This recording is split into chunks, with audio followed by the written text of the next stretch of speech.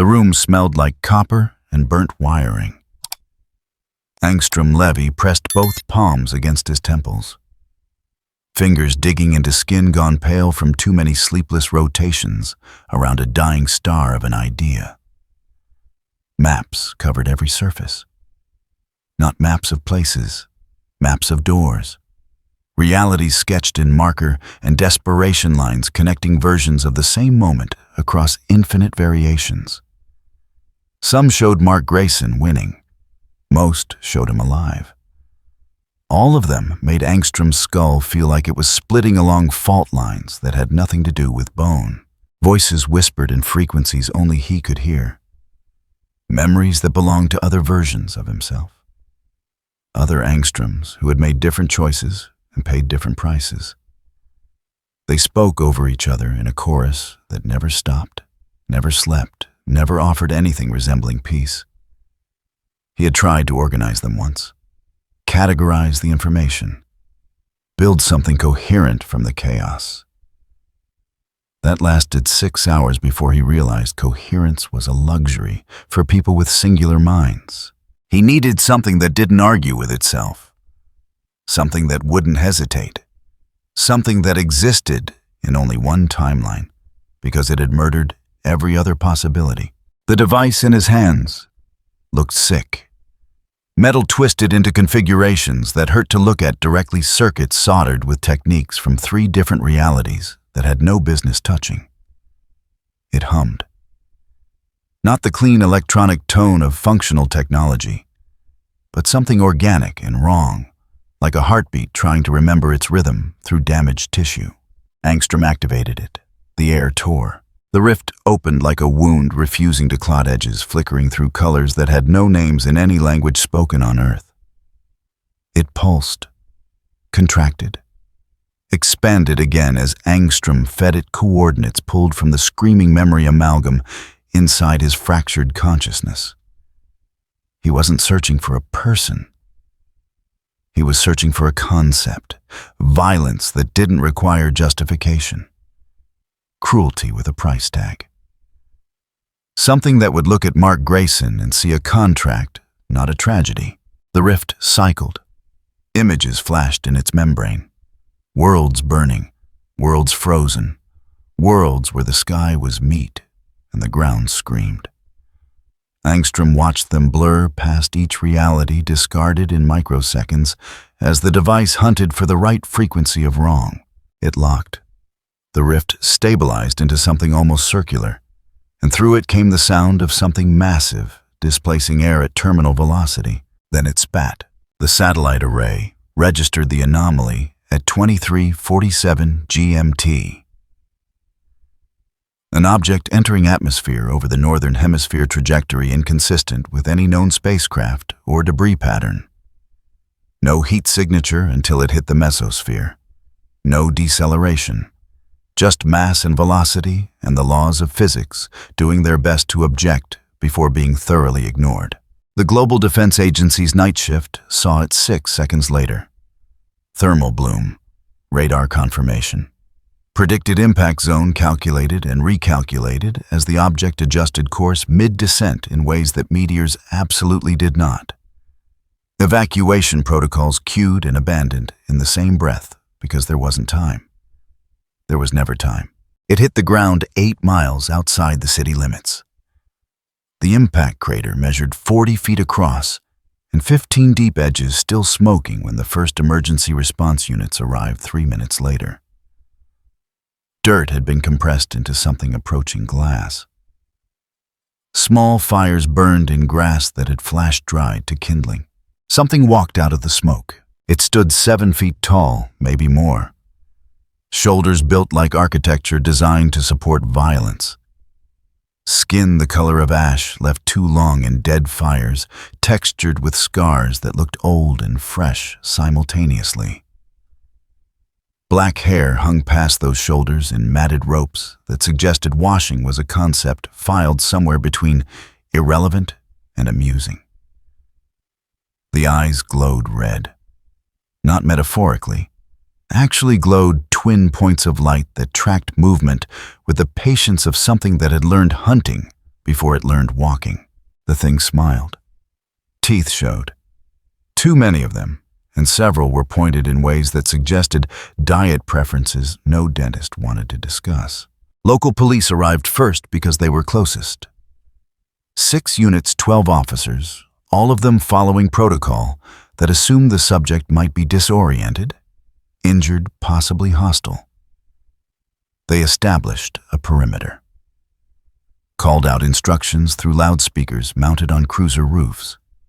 Requested the subject remain stationary, hands visible, compliance with standard procedure for unidentified contact. Lobo tilted his head, listened. The smile widened. Invincible. His voice carried across the impact site without effort, rough like gravel being ground between stone teeth. Where's Invincible? The senior officer tried again. Procedure, identification, cooperation. Words chosen from the manual for de-escalating unknown encounters. Lobo took 3 steps forward. Not running, not charging, just walking, each footfall making small cracks in ground that had already been shattered.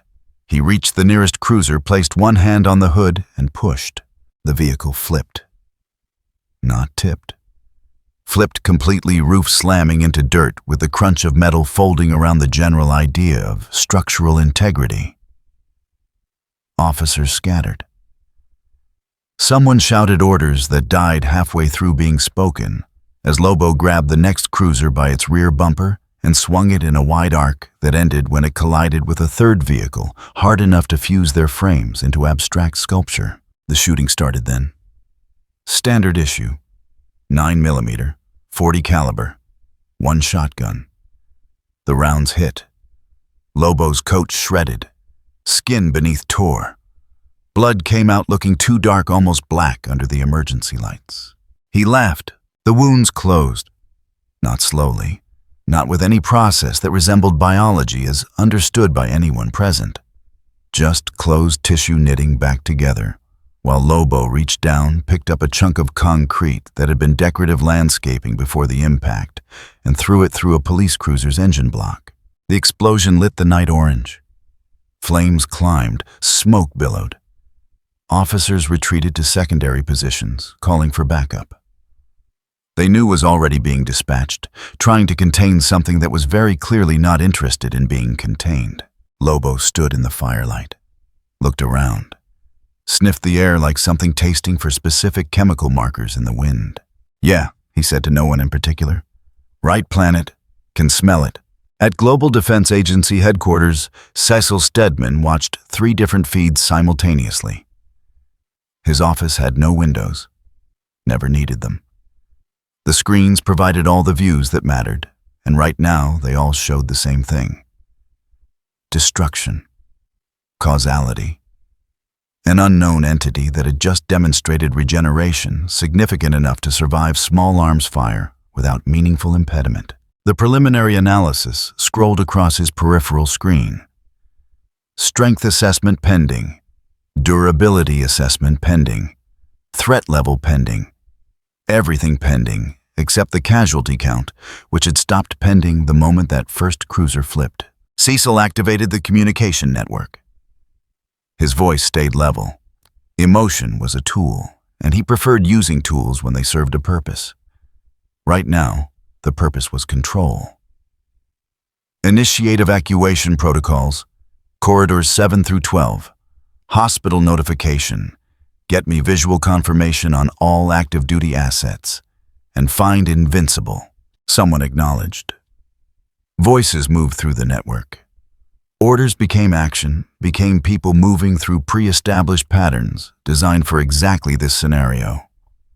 Unknown threat. Excessive force response insufficient.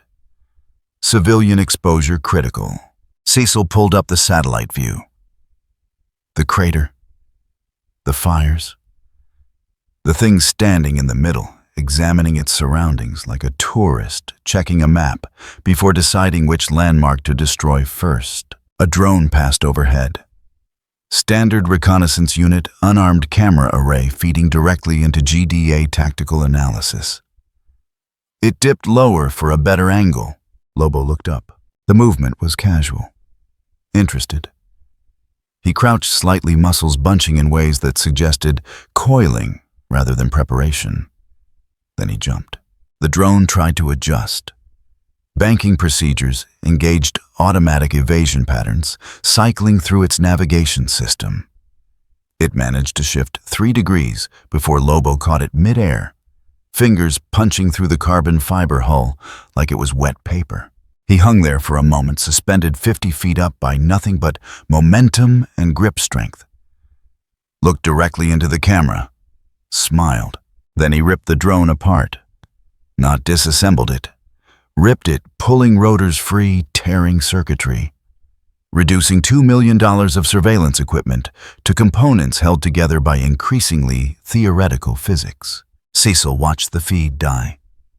Watched Lobo drop back to the ground, landing in a crouch that cracked pavement pieces of drone, scattering around him like technological confetti. The analysis updated. Threat level revised. Upward, again. Cecil's finger hovered over 3 buttons. One summoned additional conventional forces. One initiated Protocol Omicron, which involved weapons that would be very difficult to explain to oversight committees. One called Mark Grayson. He pressed the 3rd. Not because conventional forces couldn't help. They could. They could buy time, which was the only currency that mattered in crisis management.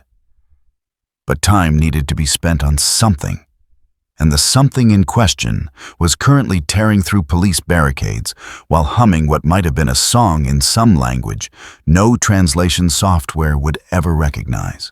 The call connected. Mark's voice came through slightly out of breath. Background noise suggested movement. Cecil, what's happening? We have contact. Unknown entity. High durability. Demonstrated regeneration. Currently 8 miles north of city limits. He's asking for you.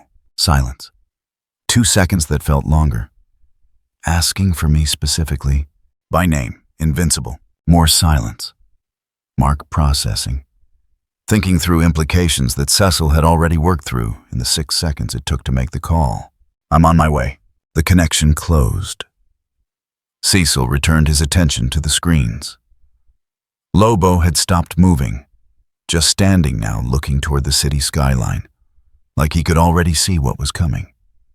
Like he'd been waiting for exactly this. Cecil added a note to the digital file already being compiled. Subject demonstrates intelligence. Subject demonstrates patience. Subject demonstrates intent. The fire crews were still working on the police cruisers. Paramedics loading injured officers into ambulances. Standard protocols for disaster response. Everyone doing their jobs exactly as trained.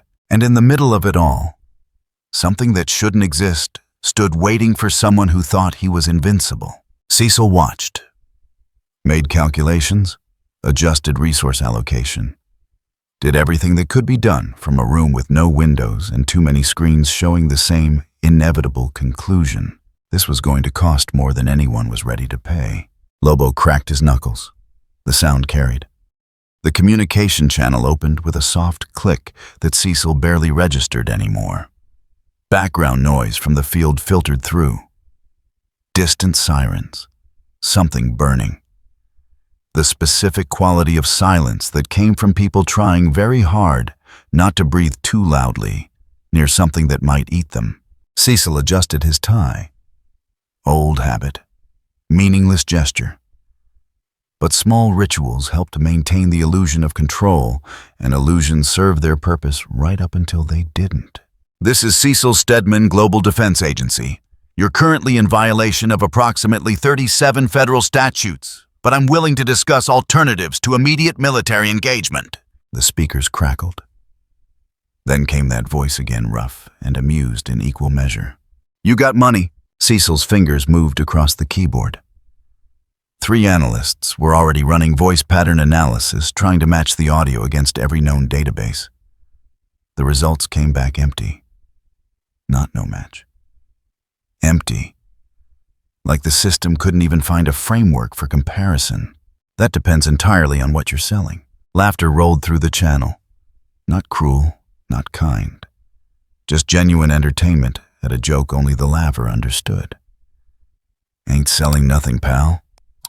I'm asking if you got money to make me leave." 2 more screens lit up with tactical data. Lobo had moved 17 feet southeast during the conversation. Slow, deliberate. Walking toward the city limits like a man checking real estate he'd already decided to demolish. Cecil made the calculation in under 3 seconds. Negotiation was theater. A performance designed to buy time while actual solutions assembled in the wings. But theater required actors who understood the script, and this particular performer seemed content to improvise. "I can arrange financial compensation for voluntary departure. What's your price?" "More than you got." The channel stayed open. Lobo wasn't rushing, wasn't charging forward in mindless aggression. He was enjoying this. The conversation, the game. Whatever taxonomy of violence he operated under, it apparently included preliminary entertainment. Cecil switched frequencies. Internal network, encrypted. Green light on reanimin deployment. Formation Delta 7. Objective is containment for 60 seconds minimum. Visual and biometric data collection, priority 1. Lethal force authorization pending. Confirmations came through. Orders translated into movement. Somewhere beneath the building in chambers that congressional oversight didn't know existed, systems activated. Back on the primary channel, Cecil kept his voice level. "I'm going to need more specifics on your requirements." "Yeah." Lobo stopped walking. Turned slightly like he could sense something approaching from multiple vectors. "Here's specific.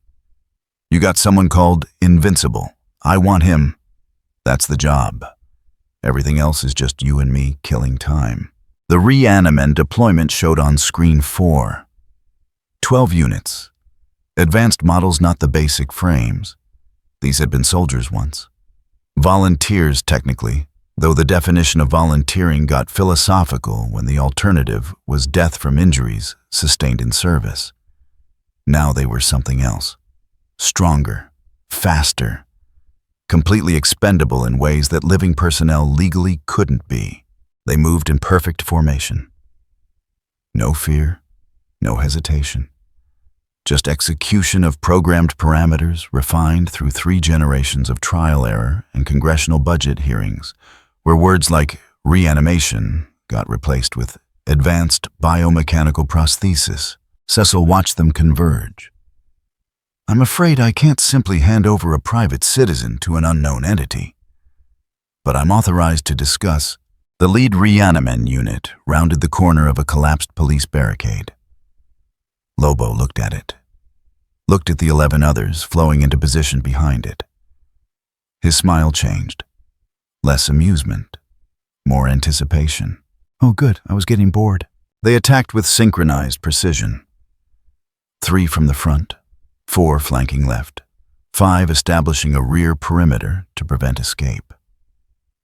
Each unit carried enhanced musculature capable of bench pressing a small vehicle and reaction times measured in milliseconds. They didn't shout, didn't announce, just moved with the efficiency of weapons that happened to be shaped like people. Lobo met the first one with a punch that traveled maybe 8 inches. The reanimin's head snapped back neck vertebrae, shattering with a sound like gravel in a garbage disposal. It dropped. Didn't get back up. The others adapted. Grappling protocols, weight distribution. 4 grabbed his arm simultaneously, while 3 more went for leg sweeps designed to bring down targets, regardless of mass. Lobo let them. Curious, maybe. Testing. His feet left the ground as the combined weight and leverage forced him horizontal. 2 reanimin landed on his chest, applying joint locks that could snap reinforced bone. He started laughing again. Cecil leaned forward slightly. The biometric sensors were feeding data in real time. Heart rate, respiration, tissue density analysis from the brief contact.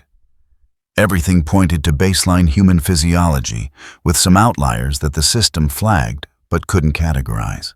Then Lobo stopped playing. He sat up. just sat up like the 300 pounds of biomechanical soldier holding him down, was a mild suggestion he'd decided to ignore. Reanimen tumbled, protocols adjusted. They came back faster, targeting vulnerable points with strikes calculated to incapacitate through structural damage. One landed a punch to Lobo's throat, the kind of hit that collapsed tracheas and ended fights. Lobo coughed. Blood came out dark and thick. The Reanimen followed up with a combination to the ribs, each impact precisely placed to crack bone and rupture organs. More blood. Lobo's coat was shredded now, hanging in strips. Skin beneath showed damage. Deep gashes across his chest. A puncture wound in his side from where a Reanimen had used a broken piece of concrete like a spear. Cecil watched the wounds. Watched them closely. The tissue was moving, not bleeding out, moving inward, pulling itself back together with visible contraction that looked more like time-lapse footage than real-time biology. Regeneration confirmed, one of the analysts said unnecessarily. On screen, Lobo grabbed a Reanimen by the head. His fingers sank into the reinforced skull casing with the casual ease of pressing into soft clay. He lifted, squeezed. Something inside cracked with finality. Then he used the body like a club. The other Reanimen tried to adapt. Scattered. Reformed. Attacked from new angles with updated priority targeting. It didn't matter. Lobo swung the corpse in wide arcs, each impact producing the specific crunch of biomechanics failing against superior kinetic force. Metal bent. Synthetic tissue ruptured. Fluid that wasn't quite blood anymore sprayed across pavement, already stained with too many things. He dropped the improvised weapon when it stopped being structurally sound. Looked around at the remaining units. 5 still operational. They held position analyzing calculating probability matrices for successful engagement. Lobo picked up a piece of Reanimen chassis. Sharp edge. Jagged metal. Heavy enough to require both hands from anyone operating under normal human strength parameters. He threw it like a frisbee. The projectile took 2 Reanimen out of commission in a single hit, bisecting the first and embedding in the second, hard enough to pin it against the concrete barrier behind. 3 left. They charged. Cecil made another note. Subject demonstrates tactical adaptation. Subject uses environment and available materials. Subject shows no fatigue response. The last 3 Reanimen lasted another 40 seconds. Long enough to collect additional biometric data. Long enough to confirm that the wounds were closing faster now, like the regeneration process was accelerating with repeated damage. Long enough for Cecil to verify that conventional containment wouldn't work. Hadn't worked. Was never going to work. Lobo stood among the wreckage. Bodies in pieces. Metal twisted into shapes that suggested violence more than engineering. He wasn't breathing hard. Wasn't sweating. Just standing there, looking toward the city again. Blood dripped from a cut on his forearm. Cecil watched it hit the ground. Watched the cut seal shut within 3 seconds, tissue knitting together, until no evidence of the wound remained except the blood already spilled. The channel was still open.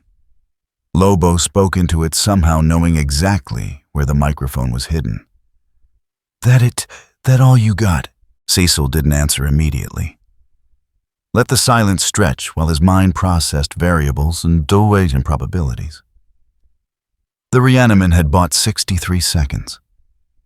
Enough time for Mark to cover the distance from wherever he'd been. Enough time to confirm that this wasn't a problem conventional tactics could solve. Stand by, Cecil said finally. Yeah, you do that. More screens lit up. Satellite imagery showing a blue and yellow streak cutting through the sky. Mark moving fast. 3 minutes out, maybe less if he pushed. Cecil opened another channel. Hospital networks, emergency services. Started moving pieces on a board that was already tilting toward outcomes he didn't like, but could at least try to manage. The cut on Lobo's arm was gone now. Completely healed. He flexed his fingers, rolled his shoulders, looked perfectly content to wait as long as necessary. On screen 6, the analysis updated again. Threat level revised. Upward? Again. The system suggested evacuation radius expansion. Suggested military-grade weapon deployment. Suggested a lot of things that Cecil had already considered and dismissed because they would kill civilians faster than they'd kill the target. Mark's trajectory appeared on the overhead view. Incoming. Direct path. No deviation. He'd seen the destruction, seen the fires. He was coming anyway because that was what Mark did. He came. He tried. He believed there was a right answer to every problem if you just hit it hard enough or talked long enough or refused to give up. Cecil had believed that once. Long time ago. Before he learned that some problems didn't have right answers, just expensive ones.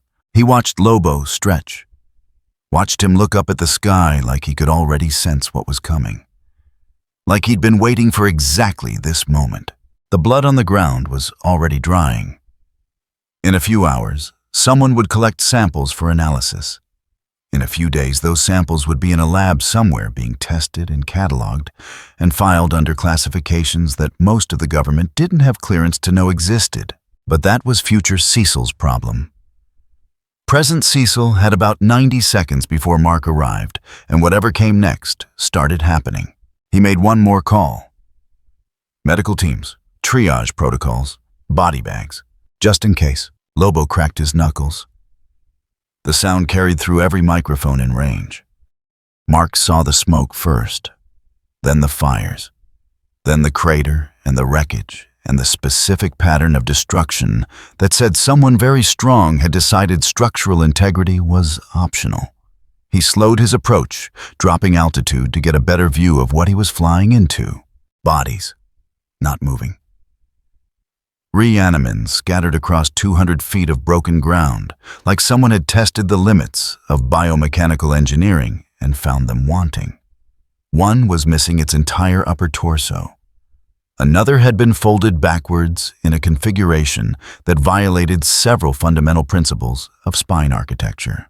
And in the middle of it all, something was waiting. The thing looked up as Mark descended, grinned. Not the nervous smile of someone caught doing something questionable. The genuine article. Pleasure and anticipation mixed into an expression that suggested this was going exactly according to some plan Mark wasn't privy to. Mark landed 30 feet away, far enough to assess, close enough to respond if civilians needed immediate extraction. His feet touched pavement that had been cracked into geometric patterns, radiating out from multiple impact points. You asked for me? Not a question. Statement of fact delivered in a tone that tried for confident and landed somewhere closer to cautious. Invincible. Lobo pronounced the name like he was tasting it, testing the syllables, finding them adequate. Yeah, you're the one. The one for what? The job. Lobo's grin widened. Got a contract. Says bring you in. Didn't specify condition, which I appreciate. Makes things flexible. Mark processed that. Contract. Bring you in. The implications lined up in unpleasant rows. Who hired you? Client confidentiality. Lobo took a step forward. Casual, no rush, like they had all the time in the world. But hey, we can discuss terms after. Maybe over drinks. You drink, you look like you might be too young to drink. The communication link in Mark's ear activated. Cecil's voice flat and urgent. Guardians are 3 minutes out. Keep him talking. Mark didn't acknowledge. Kept his attention on Lobo, who had stopped moving, and now stood there examining him, the way a butcher might examine meat. Evaluating. Calculating. Deciding where to make the first cut. I'm not going anywhere with you, Mark said. Yeah, see, that's not really how contracts work. I got a job. Job says bring you. Everything else is just negotiation about how much you bleed in the process. Behind them, something in the wreckage shifted. A civilian. Trapped under part of a collapsed vehicle. Mark heard it. the small sound of someone trying to breathe quietly through panic, trying not to draw attention. Lobo heard it too, turned his head slightly, looked at the wreckage, looked back at Mark. The grin changed, less friendly, more interested. "Go ahead," he said. "I'll wait." Mark moved, not toward Lobo, toward the sound, toward the civilian who needed help more than Mark needed to win a staring contest. He lifted the vehicle chassis, carbon fiber and steel that weighed maybe 800 pounds. The person underneath scrambled out, middle-aged, female, bleeding from a cut on her forehead, but mobile, alive. "Run," Mark told her. She ran. Lobo watched, didn't interfere, just stood there with that expression of someone observing an experiment to see if the hypothesis proved correct. "Good heart," he said when Mark turned back to face him. "That's going to make this fun." The first punch came faster than Mark expected. No wind-up, no telegraph. Just acceleration and mass, and suddenly Mark was airborne, traveling backward through space he didn't remember agreeing to occupy. He hit a concrete barrier. The barrier lost. Pieces of it scattered across the road in chunks ranging from gravel to small boulder. Mark pushed himself up. Ribs ached. Not broken, not yet, but ached in the specific way that promised they'd break if this continued much longer. Lobo was already there, moving with speed that didn't match his size, didn't match the casual brutality of his approach. He grabbed Mark by the front of his suit, lifted him, and threw him into the ground hard enough to leave an impression. The impact drove air from Mark's lungs. Stars appeared in his vision, real ones. The kind that came from cranial trauma, not astronomical observation. He rolled. Training instinct. Got his hands under him and pushed up just in time to catch Lobo's boot with his face. Blood. His own this time. Nose definitely broken. Possibly teeth loosened. Hard to tell through the pain that was currently filing complaints with every nerve ending between his skull and his ankles. "Come on." Lobo's voice carried that same amused tone. "They said you were tough. Show me tough." Mark spat blood. Stood. His healing factor was already working, but it wasn't Viltrumite fast. Not yet. Maybe not ever. Right now it just meant he'd survive long enough to accumulate more damage. He flew at Lobo. Fast. Using speed to compensate for the strength differential that was becoming increasingly apparent. He landed 3 hits: stomach, ribs, jaw. Good solid impacts that would have dropped anyone operating under normal human durability parameters. Lobo took them, didn't block, didn't dodge, just absorbed the punishment and smiled wider. Then he headbutted Mark. The world went white. Then red. Then a nauseating swirl of colors that had nothing to do with the visible spectrum. Mark found himself on the ground again. Lobo's boot pressed down on his chest. Not enough pressure to crush, just enough to pin, to establish the hierarchy. "See, here's the thing about tough," Lobo said conversationally. "Tough is relative. You're tough for this planet, real tough, but I've been tougher longer, and that's experience you can't shortcut." Mark grabbed the boot, tried to lift it. Muscle strained. Viltrumite heritage kicked in with adrenaline and desperation. The boot shifted. Inch, maybe 2. Lobo looked down, seemed genuinely pleased. "There we go. Now you're trying." The pressure increased. Ribs creaked. Mark felt something start to give. Not break yet, but start. The process beginning. Structural failure measured in fractions of pounds per square inch. Contact in 30 seconds. Cecil's voice in his ear. Calm, measured, delivering information like a weather report. "Guardians incoming. Medical is staged 2 blocks south." Mark couldn't respond. Couldn't get enough air. Black edges were creeping into his vision, tunneling, focusing down to just Lobo's face and that grin that suggested this was all foreplay. Then, The pressure released. Lobo stepped back, looked up at the sky where 3 figures were descending fast. "Oh, good," he said. "More toys?" The Guardians landed in formation. Professional, tactical. War Woman took point shield raised. Shapesmith flanked left. Black Samurai right. They'd trained for this. Coordinated assault against superior individual targets. Use numbers. Use speed. Use the fact that most beings, however strong, couldn't focus on multiple attack vectors simultaneously. Most beings? War Woman moved first. Combat experience measured in decades. She'd fought gods, fought aliens, fought things that defied classification. She knew how to assess threat and respond with proportional force. She brought her mace down in an arc designed to shatter bone. Lobo caught it one-handed. The impact made a sound like a bomb going off. Shockwave. Dust. The ground beneath them, spider-webbed with cracks radiating outward in perfect circles. He yanked. War Woman had 2 choices: let go of the weapon or follow it. She chose wrong. Lobo pulled her into his reach and hit her once. Just once. Economical. Efficient. Her shield arm bent in a direction arms were absolutely not engineered to bend. She screamed. The sound cut off when she hit the ground and stopped moving. Shapesmith adapted. Changed forms. Became something sharp. Became something fast. Multiple angles of attack from a single source. Blades and claws and configurations that didn't follow standard biological templates. Lobo grabbed whatever passed for Shapesmith's core mass and squeezed. The form destabilized. Couldn't hold coherence when the internal structure was being compressed beyond its tolerant thresholds.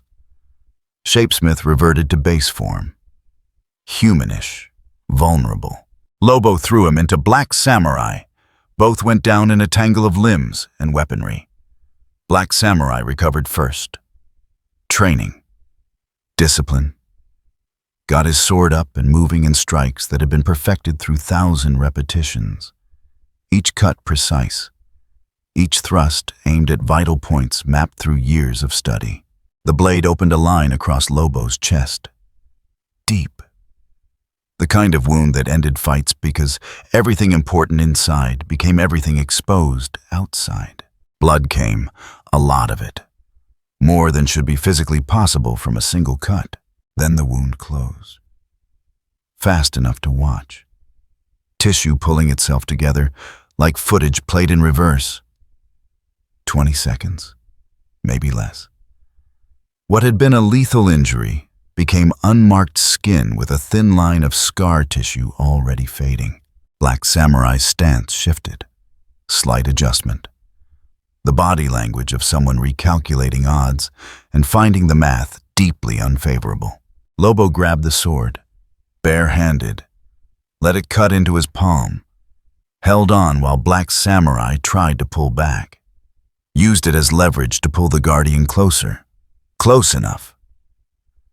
Lobo's other hand came up, found Black Samurai's throat. The squeeze was measured, controlled, watching the Guardian's face change colors, watching consciousness start to flee. Then Lobo let go, dropped him. "Nah," Lobo said. "You're done."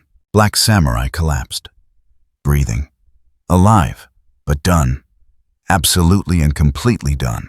Mark had gotten back up during the fight, ribs still tender, face still bleeding, but up, standing, watching 3 of the Guardians reduced to non-factors in under 2 minutes. Cecil's voice came through again, quiet, almost gentle. "Mark, fall back. We'll evacuate the area and regroup." Mark looked at the Guardians. War Woman unconscious arm twisted wrong. Shapesmith barely coherent. Black Samurai on his knees trying to remember how to breathe properly. He looked at the civilians. Some running, some frozen, some filming on phones because that's what people did now. Documented their own disasters. He looked at Lobo. "Can't do that," Mark said. To Cecil, to himself. to the situation that was spiraling into something his training hadn't covered, and his instincts were screaming to escape. Lobo tilted his head. Now that's what I wanted to hear. Mark flew at him again. Faster this time, harder, channeling everything. Every ounce of Viltrumite heritage, every lesson from his father, every fight he'd survived. He hit Lobo, and the world became physics and pain, and the awful realization that some gaps couldn't be closed by wanting it badly enough. They fell together. Impact. Crater. The ground giving up on being solid. Mark got his hands around Lobo's throat. Squeezed. Felt cartilage flex. Felt power flowing through his arms into the action that was supposed to end this. Lobo laughed. Actual laughter. Joyful. Bleeding from a dozen places and laughing like this was the best day he'd had in years. He grabbed Mark's wrists, pulled them away from his throat. Not struggling, just moving them. Repositioning limbs like arranging furniture. Then he headbutted Mark again. The world went away for a while. Consciousness returned in pieces. Pain first, then sound, then the awareness that Mark was being dragged across pavement by his ankle, like luggage someone had gotten tired of carrying properly. He tried to move. His body filed an objection. Multiple objections, ribs screaming, jaw swollen. Something in his shoulder grinding in ways that suggested bone fragments were exploring new architectural possibilities. The Viltrumite healing factor was working. Just working slower than the rate of injury accumulation. Lobo stopped dragging, lifted Mark by the front of his suit, held him at eye level. The yellow and blue fabric was torn in places, stained with blood and dirt and the general residue of being used as a mop across 50 feet of destroyed roadway. You still breathing, not concern. Clinical interest? Checking inventory. Mark tried to speak. Managed a sound that was probably meant to be defiant, but came out more like a wheeze filtered through broken face. Good. Lobo shook him once. Gentle. The way someone might shake a bottle to see if there's anything left inside. Contract says bring you in alive. Didn't say nothing about intact. Didn't specify working order. Just alive. The words took a moment to process through the concussion haze. When they did, Mark felt something cold settle in his chest. Not fear exactly. Recognition. Understanding that this wasn't a fight, wasn't a battle, was a transaction, and he was the commodity being negotiated. Alive means breathing far as I'm concerned. Lobo continued, almost conversational. Everything else is optional. You got 2 lungs. Really only need 1. Got 2 kidneys. Definitely only need 1 of those. Probably don't need all your fingers. Might not need your legs depending on how the client defines delivery parameters. Mark grabbed Lobo's wrist, the one holding him. Tried to break the grip through leverage and strength and Viltrumite bone density. The wrist didn't care. Just stayed exactly where it was holding exactly what it wanted to hold. See, that's cute. Lobo brought Mark closer. Close enough that Mark could smell him. Smoke and metal and something organic gone wrong.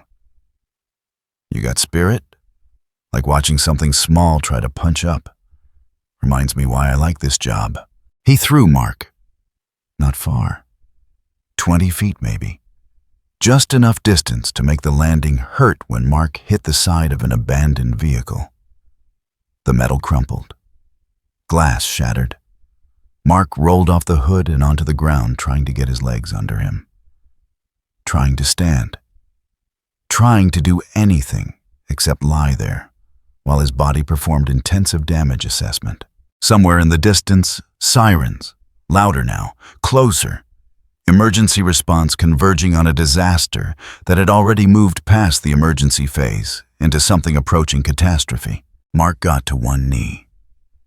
The world tilted, righted itself, tilted again. Equilibrium was taking suggestions, but not accepting them as binding guidance.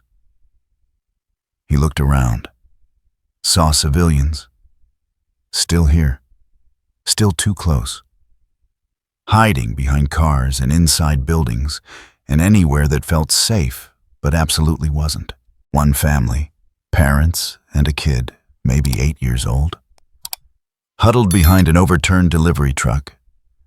The kid was crying, quiet crying, the kind that came from understanding that loud noises attracted bad attention. Lobo followed Mark's gaze, looked at the family, looked back at Mark. The calculation was visible, transparent. He'd found the button. Now he was deciding whether to push it. Them or me, Lobo said. You go help them, I wait. I'm patient. Contract's not going anywhere. But you come at me, they might catch some collateral. Your choice. Mark stood. Everything hurt. Everything was probably damaged in ways that would require medical intervention and recovery time he didn't have. But he stood. Looked at Lobo. Looked at the family. Made the only choice available. He moved toward the truck. Not flying. Couldn't trust his equilibrium enough for flight. Walking. Fast as his legs could manage. Got to the family. The parents looked at him with expressions that mixed hope and terror in equal ratios. Run, Mark told them. That way. Don't stop, don't look back. They ran. The father carrying the kid. The mother right behind.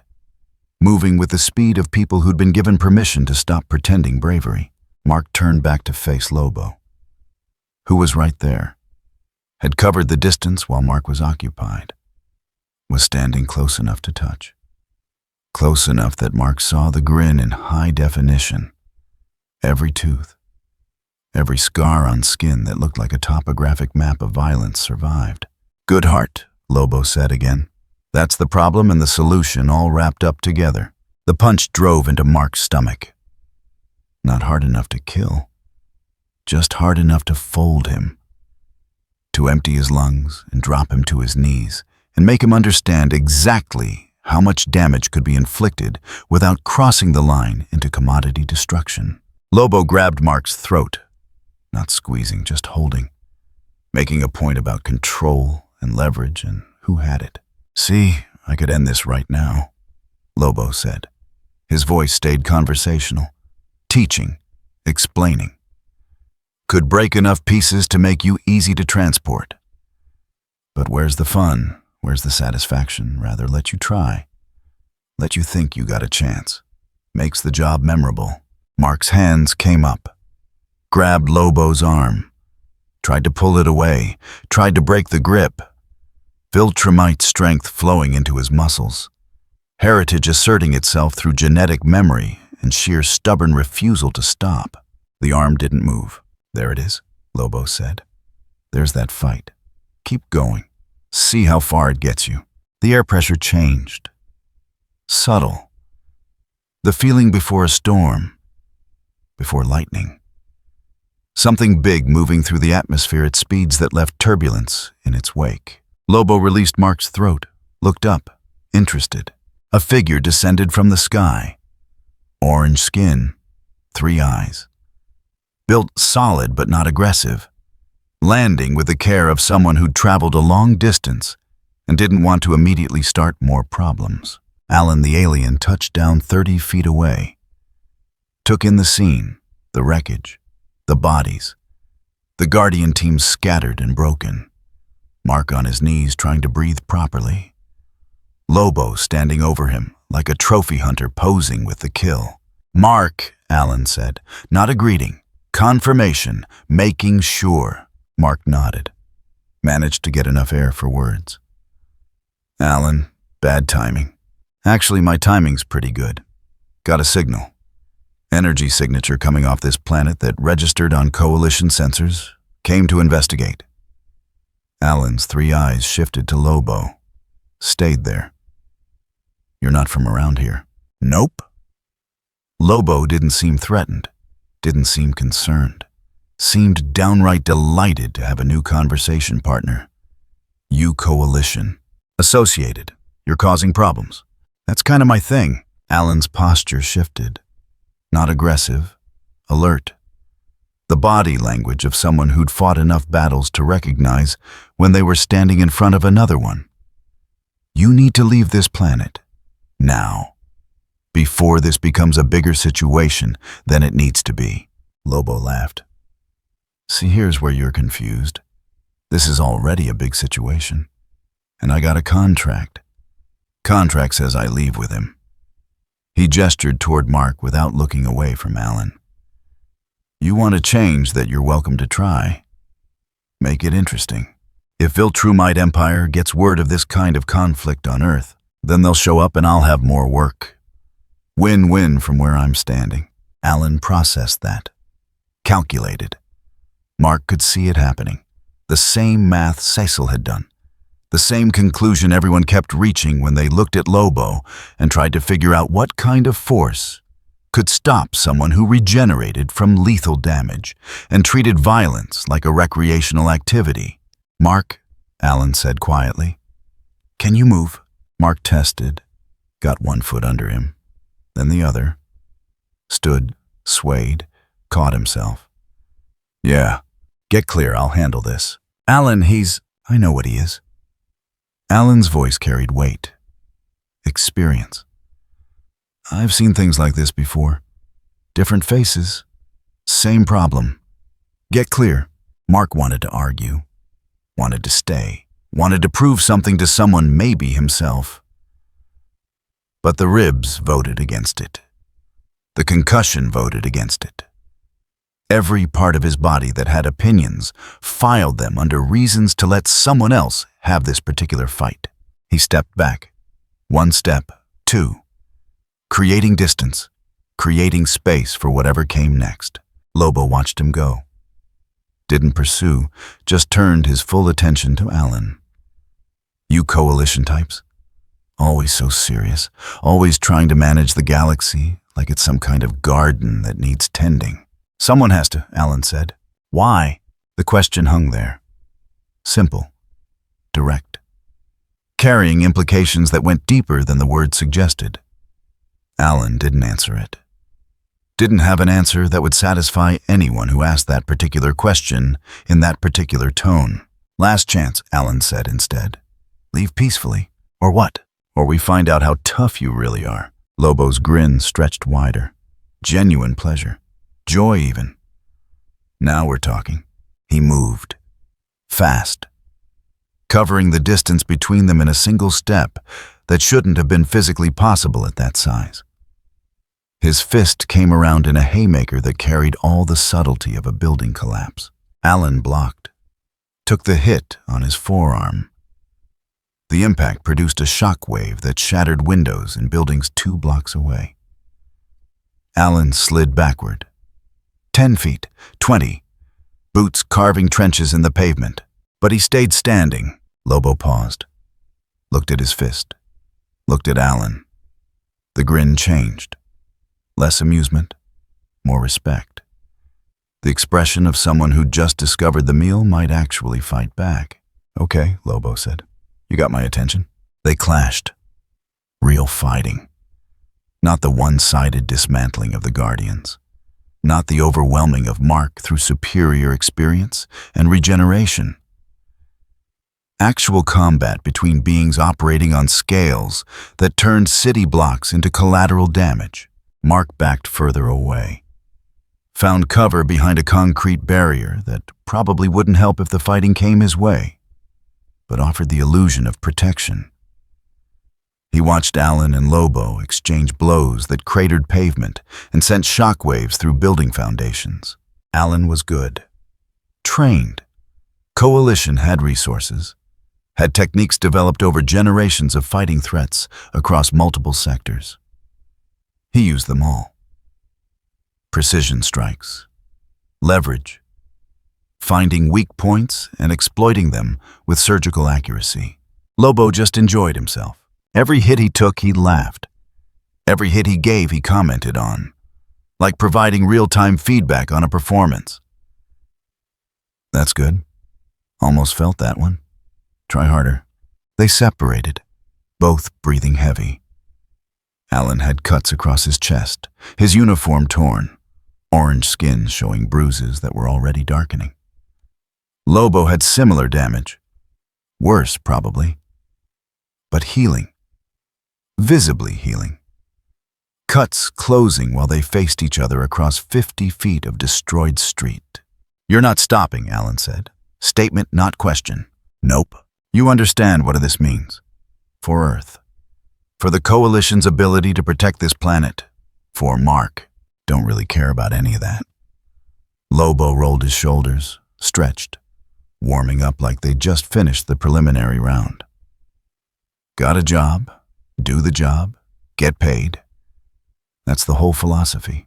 Simple, clean, honest in a way most people can't handle. Alan looked at Mark, 3 eyes conveying what words couldn't.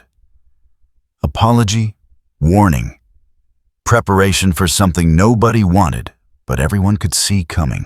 Then Alan activated his communication device, spoke into it. Fast. Technical language Mark didn't recognize. Coalition protocol. Emergency codes. When he finished, he looked back at Lobo. "You just became a galactic incident." "Good," Lobo said. "I work better with an audience." High above, something massive shifted in orbit.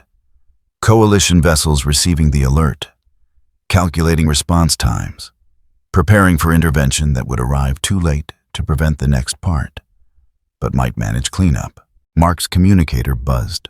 Cecil's voice, flat, exhausted. "Medical teams are standing by. Fall back to staging area. That's an order." Mark looked at the fighting, at Alan holding his own, but not winning. At Lobo, who seemed content to dance this particular dance until something more interesting came along. At the city around them, taking damage with every exchange. He fell back. Hated it. Hated every step, but fell back because staying meant becoming another casualty, and casualties didn't help anyone. Behind him, the sounds of combat continued. Impact. Shockwave. Laughter.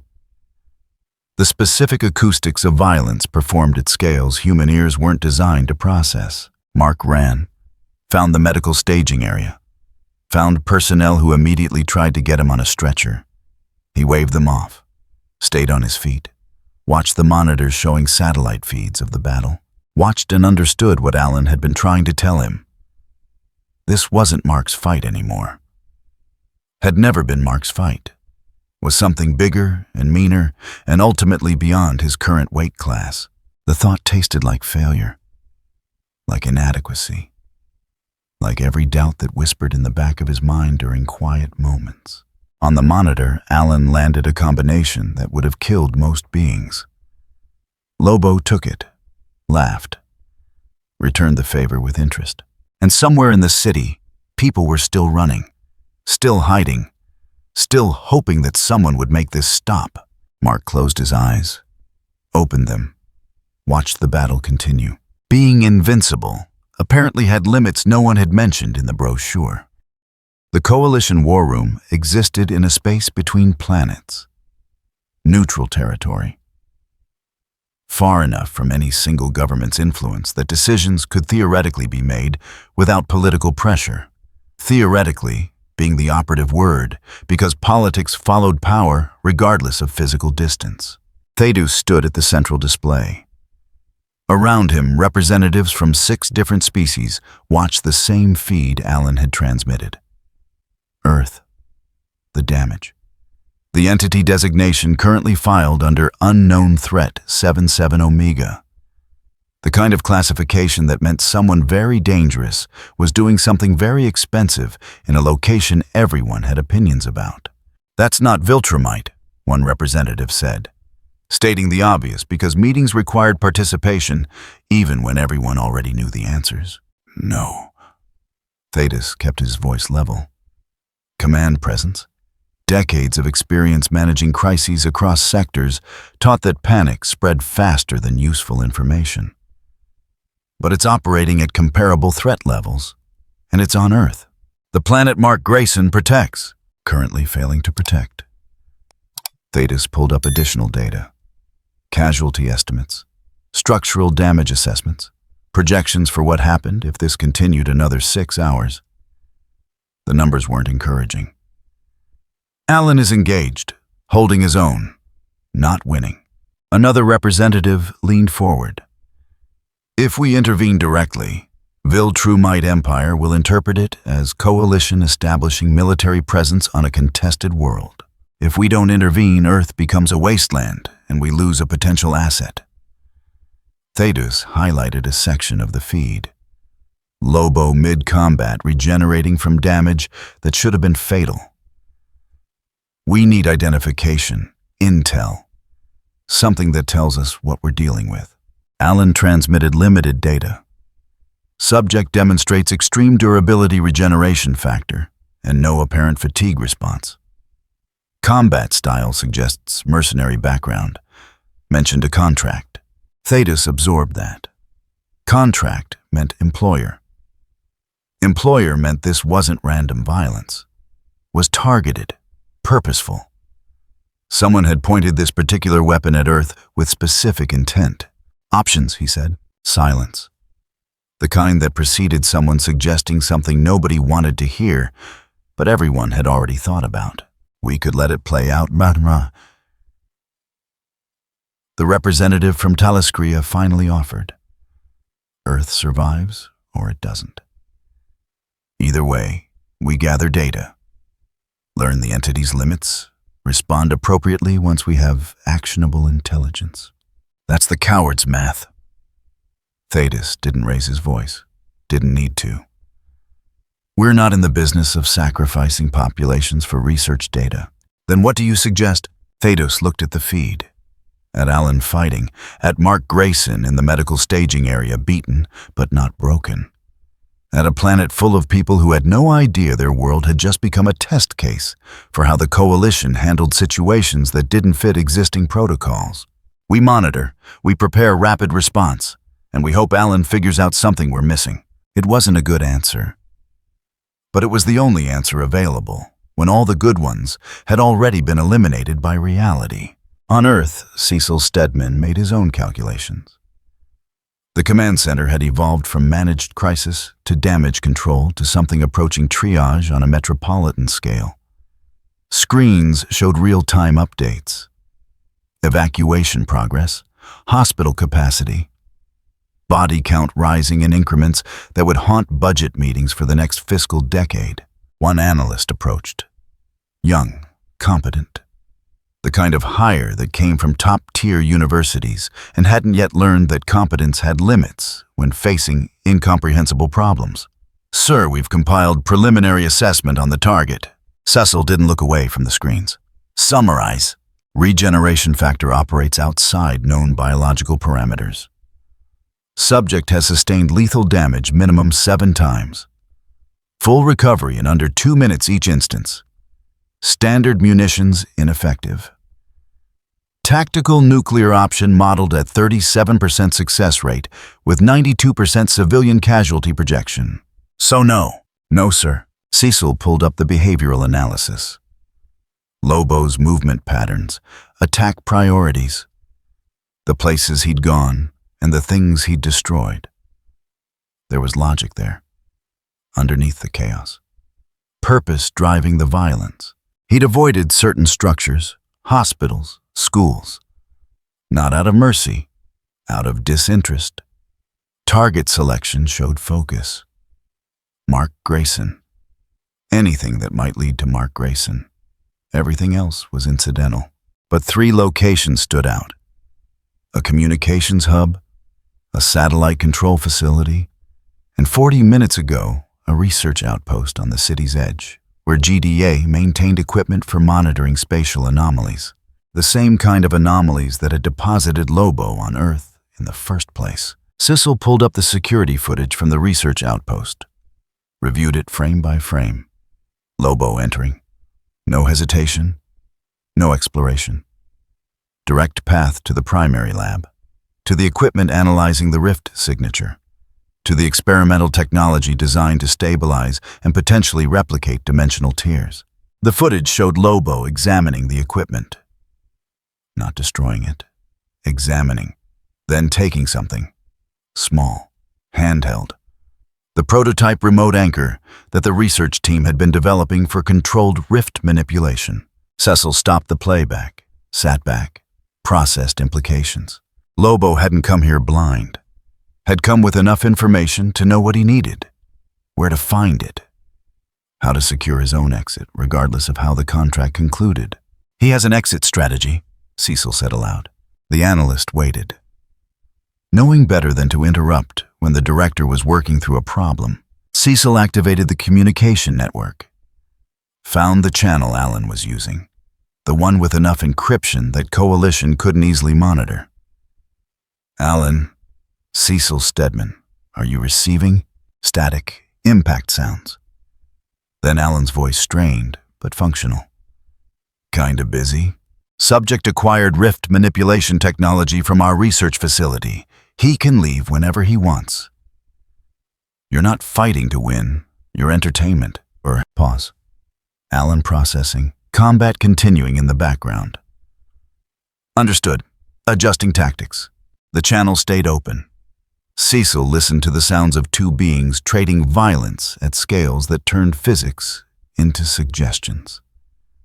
Listened and made notes.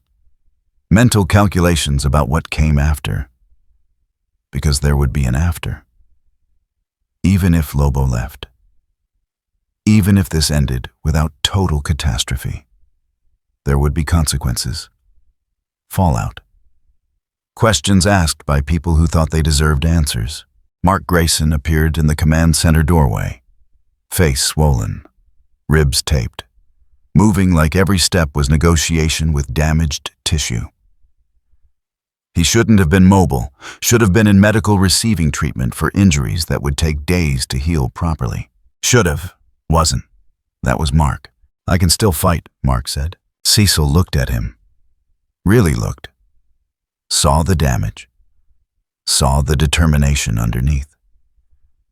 Saw someone who didn't know when to stop, because stopping meant admitting limits he couldn't afford to acknowledge. No, Cecil said.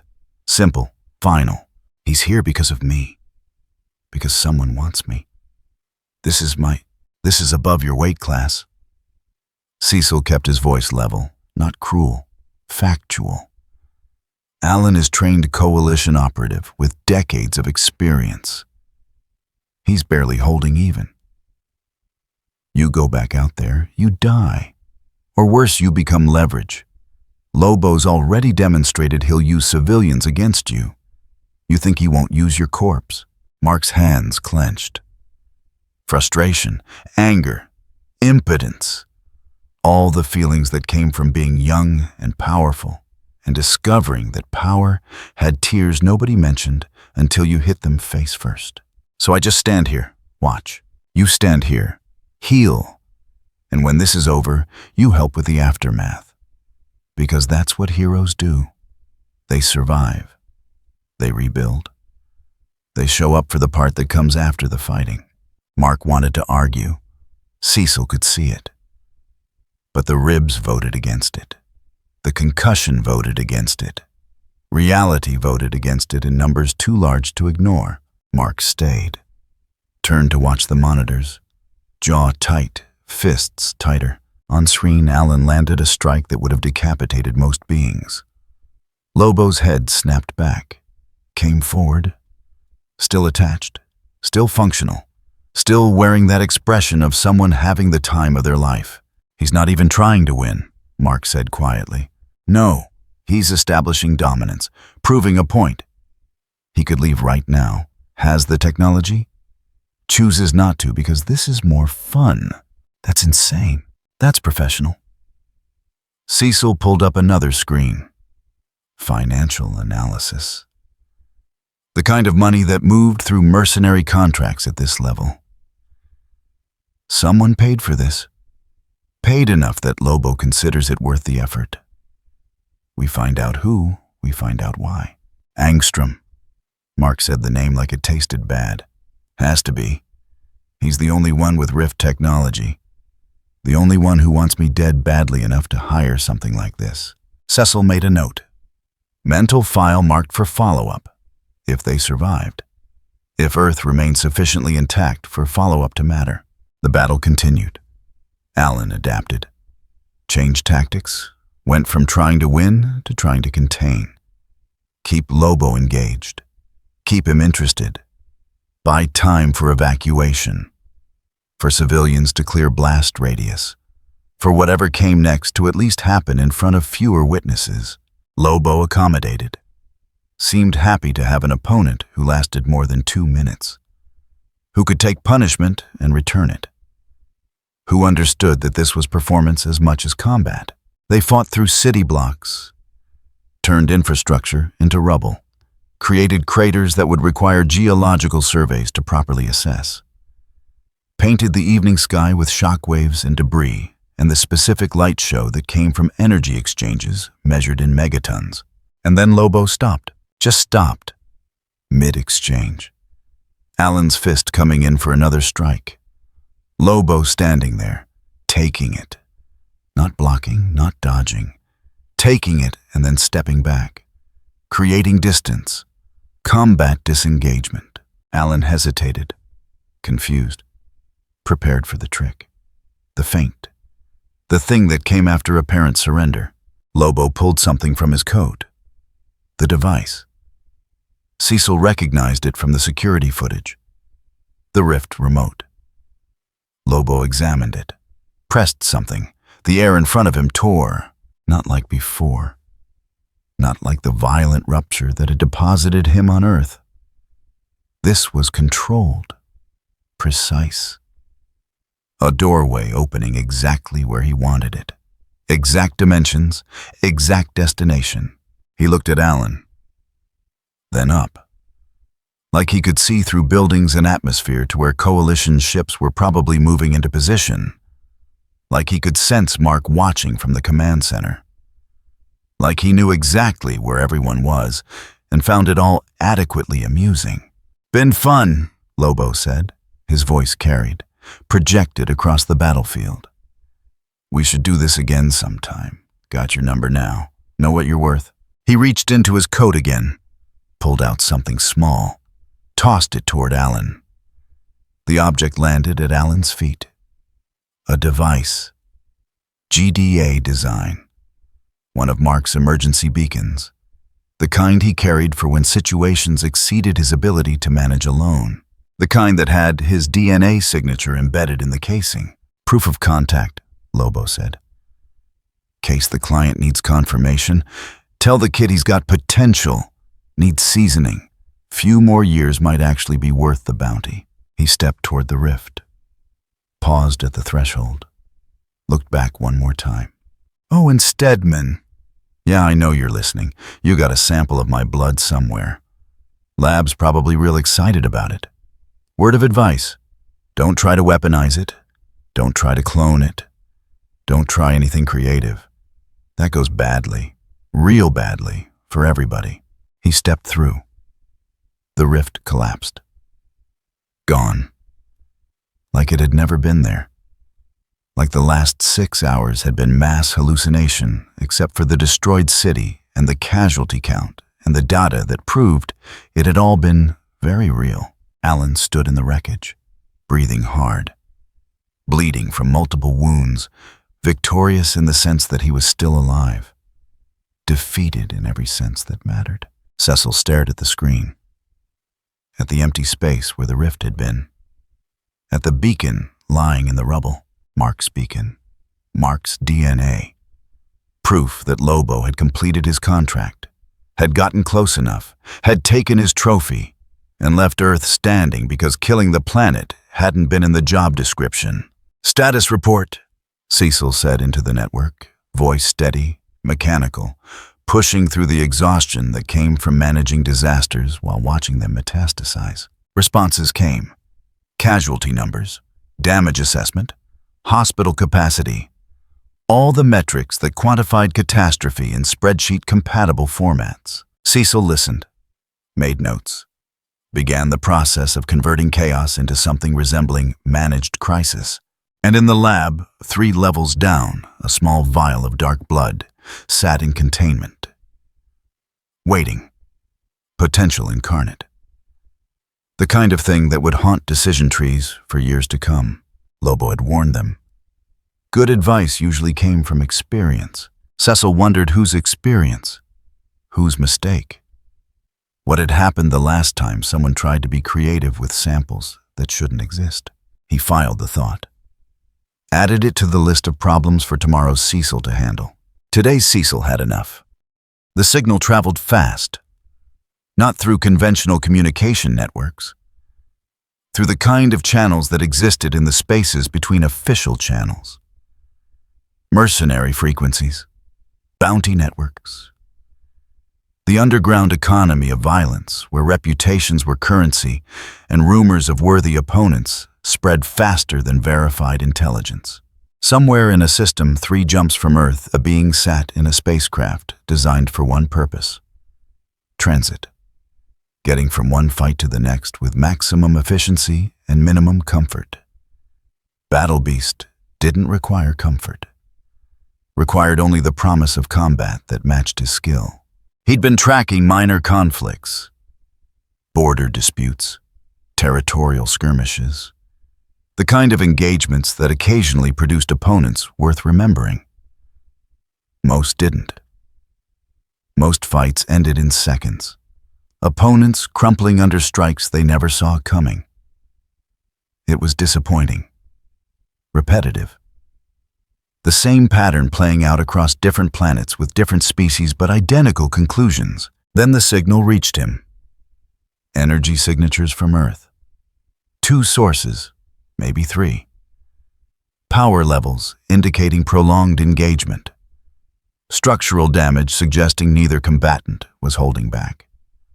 The kind of data that made Battle Beast's pulse quicken in ways that had nothing to do with fear and everything to do with anticipation. He adjusted course, set coordinates. The ship's navigation system calculated arrival time and suggested waiting for coalition clearance. Battle Beast overrode it. Clearance was for people who cared about permissions. He cared about finding out if the signal lied. The ship entered Earth's atmosphere without announcing itself.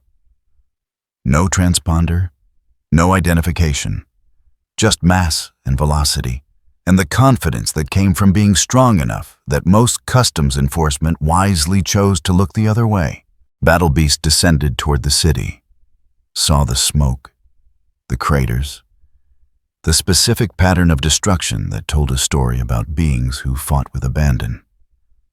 Below, movement. 2 figures, still engaged, still trading blows that turned concrete into dust. He landed between them. The impact created a small crater. Dust billowed, settled, revealing Battle Beast in full war regalia. Armor marked with trophies from previous victories. Weapon carried with the ease of long familiarity. Stance that communicated readiness without aggression, the posture of a professional assessing merchandise. Alan stepped back, recognized the silhouette. Coalition intelligence had files, warnings. Battle Beast wasn't an enemy of the Coalition, wasn't an ally either. Was a force that appeared when fighting reached certain thresholds, a phenomenon, a test that species occasionally failed. Lobo stopped mid-strike, looked at the newcomer, assessed. 6.5 feet of armored warrior built like evolutionary pressure had decided to optimize for combat and nothing else. Lion features. Predator configuration. Standing there with the patience of something that had hunted across star systems and learned that patience made kills cleaner. Busy here, Lobo said. Battle Beast's gaze swept the battlefield. Took in Alan. Took in the destruction. Took in Lobo with particular attention. The kind of attention that came from recognizing peer potential. Finally, the word carried weight. Satisfaction. The tone of someone who'd been searching and found what they didn't know they were looking for. He moved, no preamble, no declaration, just movement. Closing distance. Weapon coming around in an arc designed to test, to measure, to see if the opponent was worth the effort of continued engagement. Lobo caught the weapon. Blade edge against his palm, metal designed to cut through reinforced hull plating. It bit into Lobo's skin. Drew blood. Stopped there, held by grip strength and willingness to accept damage as the cost of establishing advantage. Battle Beast pulled. Applied leverage. Rotated his center mass. Techniques refined through 1,000 battles. The weapon came free. Lobo's hand opened. Deep cut across the palm, blood running. They separated. Circled. Alan forgotten. Mark forgotten. The city forgotten. Nothing existed except the space between them, and the question of who would fill it more effectively. The cut on Lobo's hand, sealed. Fast. Tissue pulling together like time-lapse footage. Battle Beast watched, noted, filed under relevant tactical data. Regeneration, significant factor. Meant battles of attrition favored the opponent. Meant victory required overwhelming force delivered fast enough that healing couldn't compensate. Battle Beast approved. Boring fights ended quick. Interesting fights required adaptation. Lobo attacked. Raw aggression channeled through technique that was probably formal once, but had been simplified through practical application until only the efficient parts remained. Punches, elbows, headbutts. Everything designed to break structure and overwhelm defense through volume. Battle Beast met it. Deflected, countered, armor taking hits that would crater normal beings. Each impact producing shockwaves. Each exchange generating force that propagated through ground and air and nearby buildings that had already suffered too much. They crashed through a storefront. Glass exploded. Metal frames collapsed. Emerged on the other side without slowing. Battle continuing through obstacles like they were suggestions. Alan tried to intervene. Coalition training said separate combatants. Prevent escalation. Maintain some semblance of order in chaos. He flew between them, attempted restraint. Battle Beast backhanded him. Casual, dismissive. The kind of swat used for insects interrupting important work. Alan went through 2 walls. Landed in rubble. Alive. Conscious. Suddenly aware he'd been reclassified from combatant to spectator. Battle Beast returned his attention to Lobo. Weapon coming up. Serious now. Testing phase complete. Real combat beginning. The blade moved in patterns. Complex geometry designed to find openings in defense that hadn't revealed themselves yet. Each strike flowed into the next. No wasted motion. Economy of violence refined into art form. Lobo took hits. Couldn't avoid them all. Armor shredding. Skin opening. Blood painting the street in dark streaks. He laughed. Genuine amusement. Joy even. Like someone had finally given him a gift he didn't know he wanted. He grabbed Battle Beast's wrist. The one holding the weapon. Twisted. Applied torque. Battle Beast's armor cracked. Small fracture. Superficial. But present. Proof that Lobo's strength could affect him. Battle Beast's expression shifted. Subtle. The facial equivalent of interest becoming investment. This wasn't just adequate opposition. Was legitimate challenge. The kind that came once in a standard cycle if fortune favored. They separated again. Both breathing heavier. Both showing damage. Neither showing any indication of stopping. The opposite. Escalation. Each exchange teaching them about the other. Building profile. Refining approach. Somewhere in the wreckage, Mark had found his feet again. Ribs screaming. Vision still doubled occasionally. But mobile. He moved toward the fighting. Not to engage. To evacuate. There were still people. Still civilians who'd hidden instead of running. Who'd frozen when the battle began and now found themselves in ground zero of something beyond their ability to process. Mark found them. A woman. 2 kids, huddled in a collapsed convenience store. He gestured.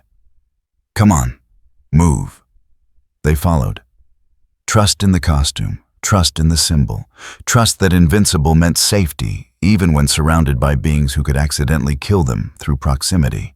He led them out, away from the combat zone, toward the evacuation corridor, toward safety that was relative but better than staying. One of the kids looked back, watching Battle Beast and Lobo exchange blows that cratered asphalt and sent cars tumbling. "Are you going to stop them?" the kid asked. 8, maybe 9. Old enough to think heroes always won. Mark didn't answer. Couldn't answer honestly without breaking something in the kid's understanding of how the world worked. Instead, he moved faster. Got them to the evacuation point. Handed them off to emergency personnel. Then looked back at the battle. At two beings who operated on scales that made Mark's best efforts look like amateur hour. Who fought with the kind of intensity that suggested neither had found a true equal in longer than they cared to remember. Cecil's voice came through the communicator. Quiet. Almost gentle in a way Cecil never was. "Mark, walk away. This isn't your fight." "Whose fight is it?" "Theirs. It was always theirs. We were just in the way." Mark wanted to argue, wanted to prove something. But his ribs had opinions. His concussion had opinions. His complete inability to meaningfully affect the outcome had opinions that all voted the same direction. He walked away. Every step hurt. Pride hurt worse. Battle Beast landed a combination that would have killed most beings. Struck Lobo's throat, ribs, knee, locations chosen to incapacitate through structural collapse. Lobo absorbed the damage, countered, grabbed Battle Beast's shoulder plate, ripped it free, threw it aside, exposed the joint beneath. He punched the exposed joint. Impact. Crack. Battle Beast's arm went numb. Temporary. Neural trauma from force transmission. He adapted, shifted to one-armed combat, weapon transferred to offhand. Technique adjustment. Continued assault without pause. They fought through the wreckage of the city. Each exchange making it worse. Buildings that had survived the initial chaos succumbing to shockwaves and proximity. The sound was continuous. Thunder without weather. Percussion without instruments. Just force, meeting ground that couldn't absorb anymore. Lobo's coat was gone. Shredded beyond utility. His chest showed wounds, deep ones, closing but not instant. Battle Beast was landing hits fast enough that regeneration couldn't keep pace. This was progress. This was the math changing. Battle Beast pressed the advantage. Increased tempo. Strikes coming faster. Precision maintained even through acceleration. Weapon finding new angles. New approaches. Each hit opening Lobo further, creating weak points, building toward critical threshold where accumulated damage exceeded restoration capacity. Lobo's laughter stopped. Not from pain, from focus, from the realization that this required actual effort, actual thought, not just relying on regeneration to compensate for tactical mistakes. He changed approach, stopped blocking, stopped defending, committed entirely to offense, trading injury for opportunity, accepting punishment to deliver his own. The strategy of someone whose healing factor was better than their opponent's. It worked, partially. Battle Beast's armor showed more cracks, his movements slowed. Not much. Fractions of seconds. But present, measurable. The kind of degradation that accumulated toward defeat. But Lobo was slowing too. Regeneration burning resources faster than biology could replenish. Each healing cycle taking slightly longer. The wounds closing, but not disappearing. Scar tissue building. Damage becoming permanent in small ways that added up. They crashed together again. Grappling, Strength versus strength. Technique versus technique. Both trying to find the leverage that would end this. Both realizing simultaneously that ending might not be option on the table. The ground beneath them gave way. Collapsed into subway tunnel below. They fell together. Impact. Concrete. Rebar. Transit cars that had been abandoned when the evacuation started. Everything becoming projectiles and obstacles in the continuing exchange. Surface-level emergency crews worked. Evacuating, containing fires. Trying to establish perimeter around devastation that kept expanding. Cecil coordinated from command center, moving pieces, allocating resources, making calls about who got saved and who got filed under acceptable losses because there weren't enough hands for everyone. The fighting continued below. Sounds filtering up through broken street. Impact. Roar. The specific acoustics of metal failing and concrete surrendering. Then silence. 5 seconds. 10. 15. Something emerged from the hole. Battle beast. Climbing. Armor extensively damaged. Weapon missing. Blood. A lot of it. But climbing. Still mobile. Still functional. He reached street level. Stood. Swayed slightly. Corrected. Looked down at the hole. Waiting. Lobo followed. Slower. More damaged. Regeneration working, but visibly struggling. Wounds closing part way. Stopping. Starting again. The process hiccuping like machinery running too hot for too long. They faced each other across 20 feet of destroyed street, both recognizing what the other already knew. This could continue. Hours maybe, days if they pushed. But the outcome wouldn't change. Neither had the capacity to truly end the other. Neither was willing to disengage without conclusion. Battle Beast spoke first. Satisfactory. Lobo spot blood. That's one word for it. We will finish this. Later, when circumstances are more favorable. Yeah, Lobo's regeneration was catching up now. The pause allowing recovery. Wounds sealing properly.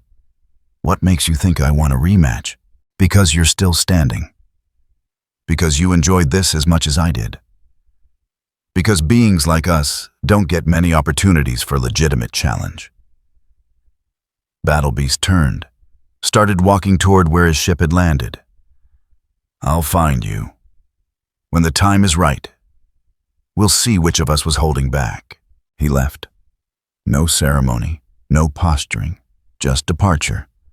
Professional courtesy between peers who'd tested each other and found the results acceptable. Lobo watched him go. Could have attacked. Could have pressed advantage while Battle Beast's back was turned. Didn't. Professional courtesy worked both ways. Besides, he was right. The fight had been satisfactory, worth preserving for future engagement under better circumstances. Mark appeared from the evacuation corridor, saw Lobo, saw Battle Beast departing, saw the subway crater and the destruction, and understood what had happened. What was still happening. This wasn't over. Was just paused. Lobo noticed him. Kid, still breathing. Good for you. You're leaving. Mark tried to make it sound like demand. Came out more like question. Got what I came for. Proved what I needed to prove. Had some fun. Contract satisfied enough. Lobo pulled out the rift device. Still functional despite the abuse. Activated it. The air tore. Familiar doorway forming. Stick with the training. Few more years you might actually be worth my time. He stepped toward the rift. Paused. Looked back at Mark with something that might have been respect under different circumstances, from different beings. You got heart. That's worth something. Not enough. But something. He glanced around at the destroyed city. This is what happens when heart meets experience. Learn from it. Or don't. Either way, we'll probably cross paths again. He stepped through. The rift collapsed. Gone. Mark stood in the wreckage. alone. Surrounded by the evidence of how badly outclassed he'd been. How inadequate his power was against beings who'd spent lifetimes perfecting violence. Cecil's voice came through. Tired, resigned, already moving to next crisis. Medical teams are moving in. Casualty count is being compiled. I need you to give a statement. Sooner better than later. Mark didn't respond. Just stood there, looking at the subway crater, at the buildings collapsed, at the street torn up like something massive had been excavating for treasure and found only destruction. Being a hero meant stopping the bad guys, saving people, making things better. He'd done 2 out of 3. Maybe. And it had cost more than anyone should have to pay. The fires were still burning when the sun came up. The Viltrumite monitoring station existed in orbit, far enough from Earth's surface that human detection remained theoretical, close enough that observation could track individual beings when necessary. 3 operators on shift. Routine surveillance, watching a planet that had been designated provisional interest after Omni-Man's departure. Routine lasted until the energy signatures started registering. High-level combat, multiple sources, power outputs that approached Viltrumite baseline. One operator flagged it, sent it up the chain. Reports traveled through channels designed for efficiency, reached command within the hour. Command evaluated, discussed, made the call that situations like this required presence, required management, required someone who could restore order through authority backed by overwhelming force. They sent Thrag. He received the briefing in transit. Unknown entities, prolonged combat, damage assessment suggesting neither combatant operated under normal restraint. Mark Grayson involved. Injured, ineffective. The kind of scenario that required intervention before it became precedent. Before other species decided Earth was territory where Viltrumite authority didn't apply. Thrag adjusted his approach vector. No announcement, no warning, just descent. The air around him heated from friction, burned. He didn't slow until the city was visible below, until he could see the destruction with his own perception rather than filtered through sensor data. He landed in the street. The impact was controlled, precise. No wasted force, no dramatic crater, just a Viltrumite arriving to address a problem that had already resolved itself in the worst possible way. The humans nearby scattered, recognized the uniform, if not the individual. Viltrumite meant danger, meant power, meant get away fast and hope you weren't interesting enough to warrant attention. Thrag scanned the area. Battle damage, extensive, multiple combatants, energy signatures fading, but recent. He tracked the residue, followed the pattern, found Alan first.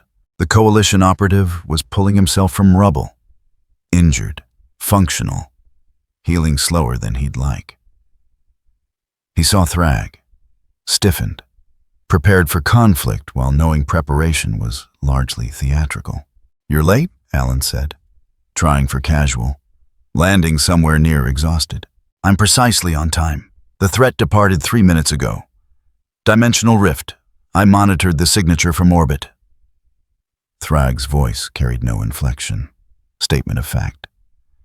"You engaged unauthorized combatant in monitored territory. Coalition overreach noted." "Someone had to. Your people weren't exactly rushing to help." Help implies the outcome was uncertain. It wasn't. Mark Grayson is an unrefined variable, not worth this mess. Your intervention prolonged the incident, created more damage, more casualties. Alan wanted to argue, didn't have the energy, physically or emotionally. He'd fought Lobo, fought hard, achieved nothing except buying time for evacuation, time that maybe saved people. Maybe. Thrag turned away, dismissed Alan like conversation was complete, walked through the destruction, assessing, cataloging, Building report for Viltrumite Command about why Earth required elevated monitoring status. A rift opened. Different signature than before. Unstable. Pulsing with energy that suggested barely controlled chaos. The dimensional tear manifested 30 feet ahead. Through it stepped Angstrom Levy, disheveled, manic, eyes tracking too many things simultaneously. He held a device, crude construction, wires and components that didn't belong together forced into cooperation through desperate engineering. The device was pinging. Return signal from the remote Lobo had stolen. Angstrom had followed it like a starving man follows a bell. Followed it, expecting delivery. Expecting Mark Grayson broken and ready for whatever revenge Angstrom's fractured mind had planned. What he found instead was aftermath. And Thrag. "Where is he?" Angstrom shouted, not to anyone specific. To the universe. "Where's Invincible contract specified delivery? I paid. I want my..." Thrag appeared in front of him. Faster than Angstrom could process. Faster than reasonable. Hand on Angstrom's shoulder. Grip firm. "You hired this?" Statement, not question. Thrag's other hand gestured toward the destruction. Toward everything that had happened. Yes, the contract was he was supposed to. "You brought instability to observed territory. Created incident requiring Viltrumite intervention. Disrupted order." Thrag's grip tightened. Angstrom's shoulder began compressing. "Explain why I shouldn't execute you for this." Angstrom tried to pull away, tried to open another rift, tried to do anything except be here having this conversation with this being. Thrag held him effortlessly, waiting, patient in the way that predators were patient when prey had nowhere to run. "Please, I just wanted Mark Grayson killed, destroyed everything." Mark Grayson is a half-blood complication.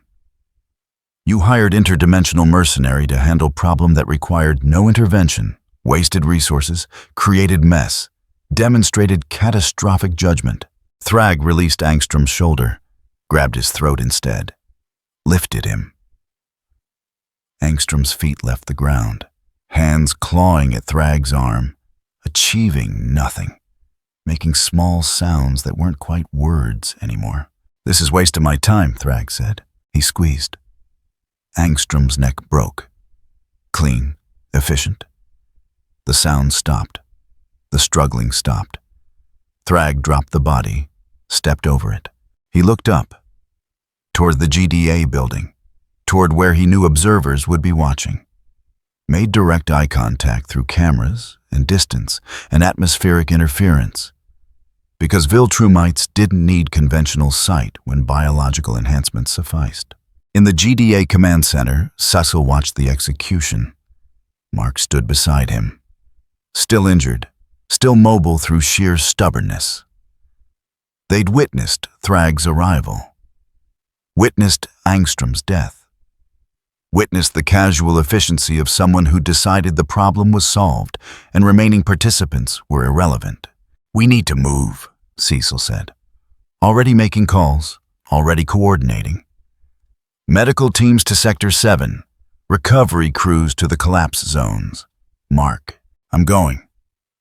Mark was already moving toward the exit. Ribs protesting, body filing complaints. He ignored them. "There are people trapped in the peripheral zones, away from where Thrag is. I can get to them." Cecil didn't argue. Recognized the need. The small victories that kept heroes functional when large victories proved impossible. Sector 9. Collapsed parking structure. Estimate 20 civilians trapped. Emergency services can't reach them for another 15 minutes. Mark flew. Not toward Thrag. Not toward the center of the disaster. Toward the edges. Toward people who needed someone strong enough to lift concrete, but not strong enough to matter in the fights that had demolished the city. He reached the structure, heard voices. Trapped, scared. Calling for help in the specific tone of people who'd been calling for a while and were starting to doubt anyone would answer. Mark landed, started lifting, slab by slab, creating openings, calling instructions, coordinating with the trapped civilians to maximize efficiency. Get the mobile ones out first. They could help, could carry the injured, could do the work that Mark's battered body was struggling to maintain. 15 people extracted, then 20, then 23, a family, an elderly couple. Students who'd been in the wrong place when physics decided to reorganize the local architecture. One of them, young woman maybe 20, looked at him. Really looked. At the blood on his suit. The swelling on his face. The way he favored his left side. "Are you okay?" she asked. Mark almost laughed, caught himself. "I'm fine. Keep moving. Ambulances are 2 blocks south." He watched them go. Small group. Insignificant in the larger casualty count. But alive, moving. Saved because he'd been there. It didn't erase the rest. Didn't undo the damage. Didn't change that he'd been completely ineffective against the real threats. But it was something. He flew back toward the GDA building. Slower. Tracking the path Thrag had taken. The Viltrumite was gone now. Returned to orbit. Returned to wherever people like him went when finished demonstrating superiority. This planet is not equipped to handle conflicts at this level. Coalition interference is noted. Viltrumite Empire will address monitoring protocols accordingly. Next incident. Earth becomes full territory rather than observation zone. He flew. Vertical acceleration. Gone in seconds. Returning to orbit. Returning to wherever Viltrumites went when finished managing lesser species mistakes. Mark landed on the GDA building roof. Found Cecil already there, looking out at the city, at the smoke, at the damage that would take months to repair and years to forget. "Recovery teams found something," Cecil said, held out his hand. In it, Mark's emergency beacon, battered, scorched, but functional. Site where Lobo departed, left behind with Angstrom's Rift equipment. Proof of contract completion. Mark took it. His own device. Taken, used, returned. The physical evidence of how badly outmatched he'd been. How little his power mattered when real threats arrived. Cecil's communicator buzzed. He answered. Listened.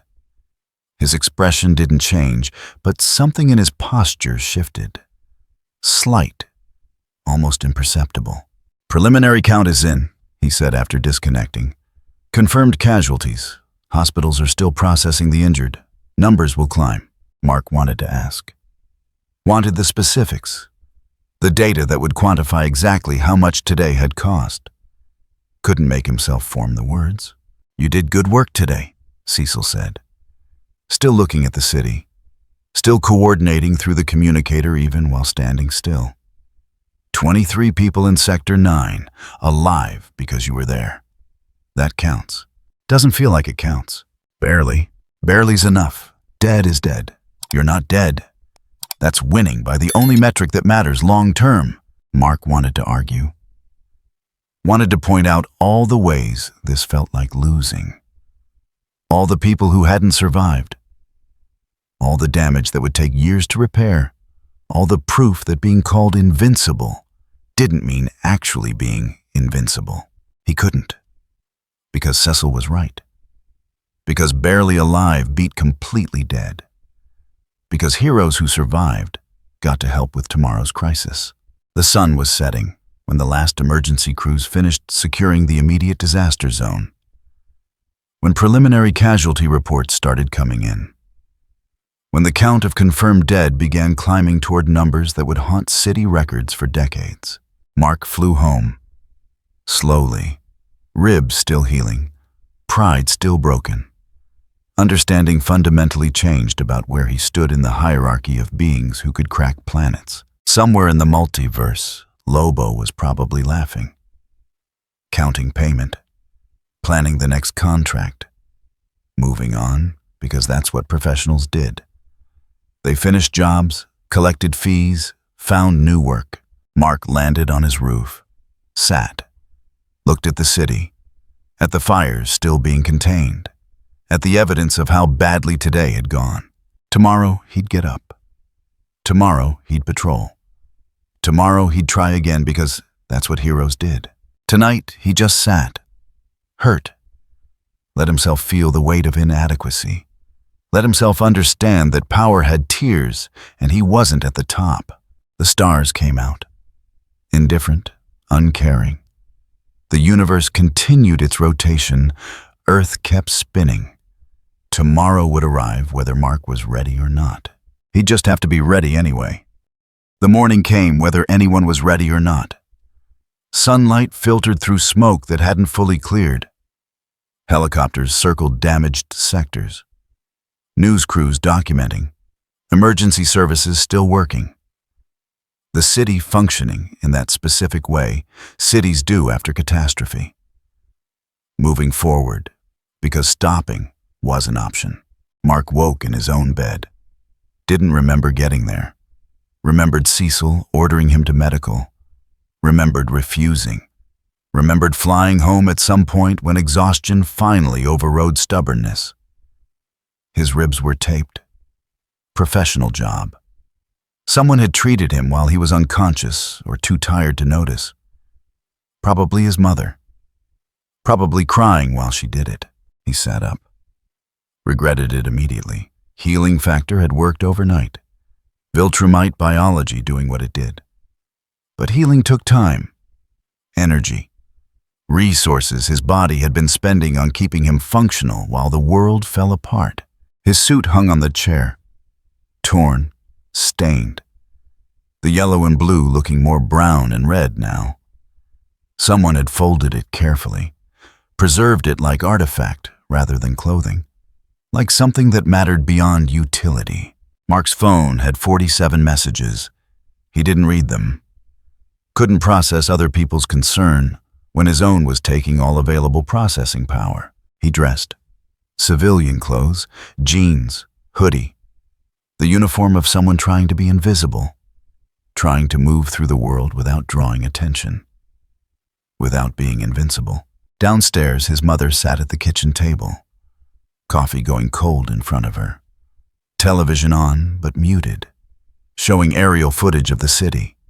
The crater where Battle Beast and Lobo had fought. The collapsed buildings.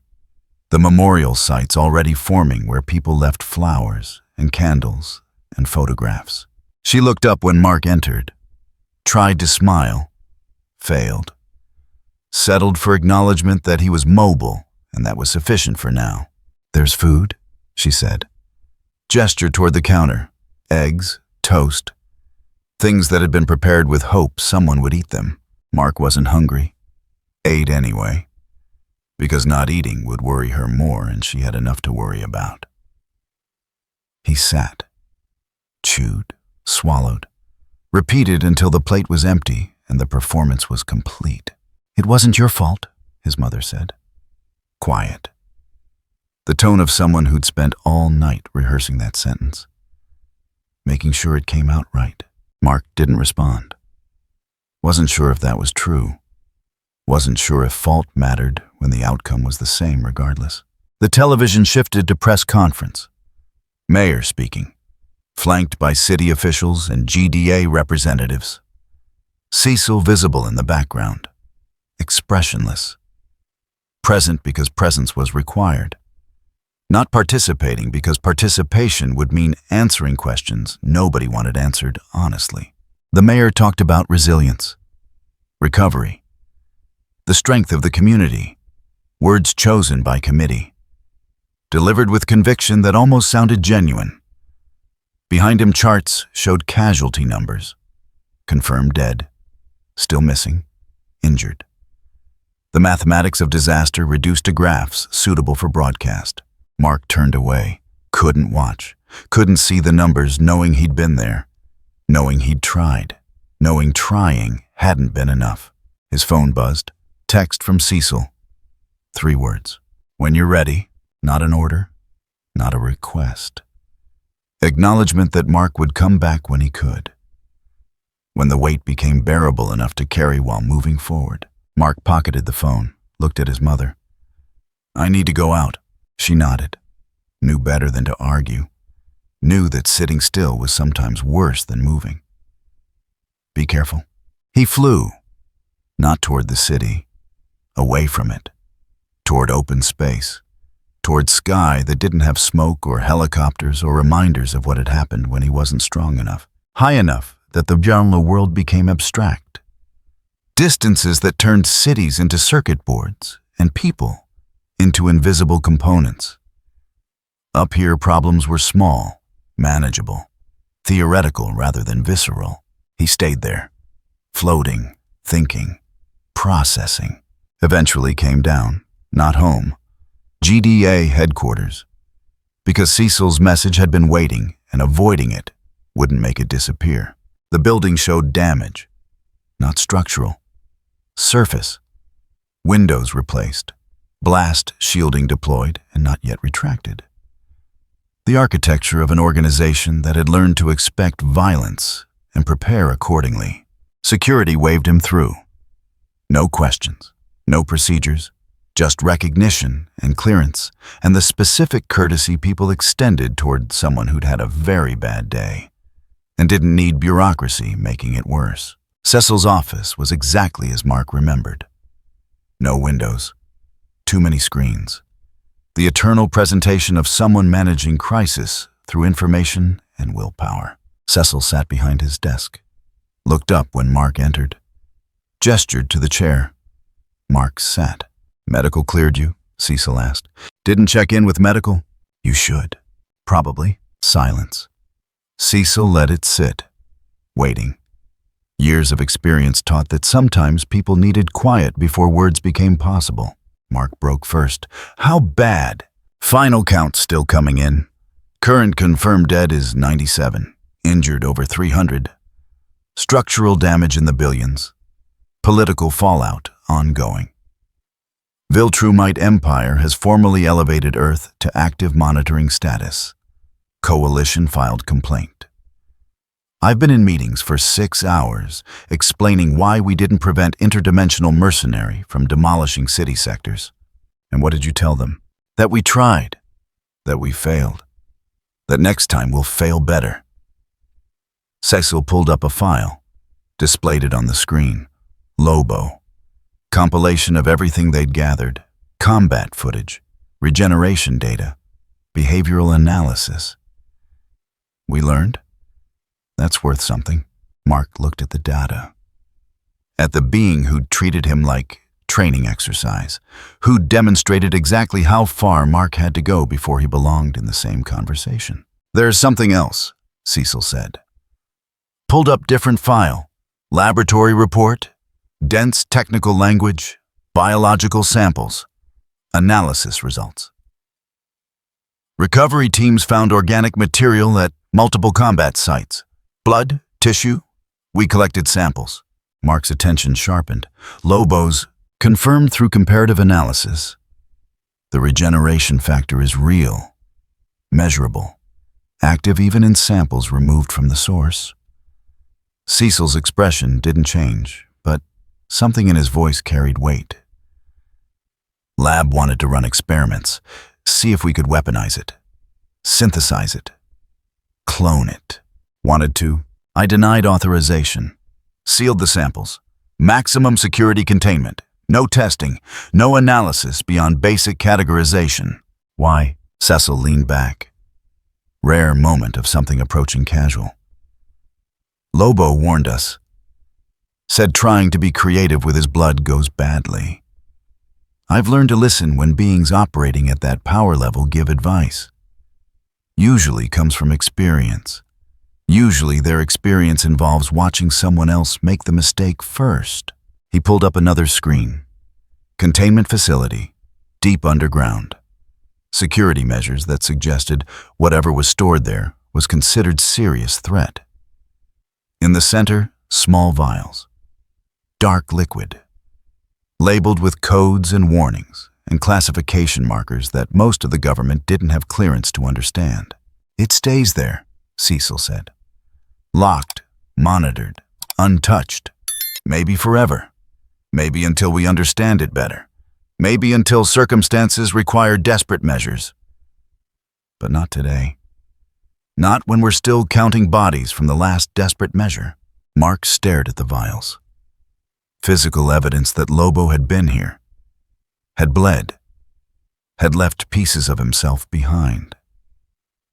The samples sat there, potential incarnate, promise and threat mixed into single substance. What if we need it? Mark asked.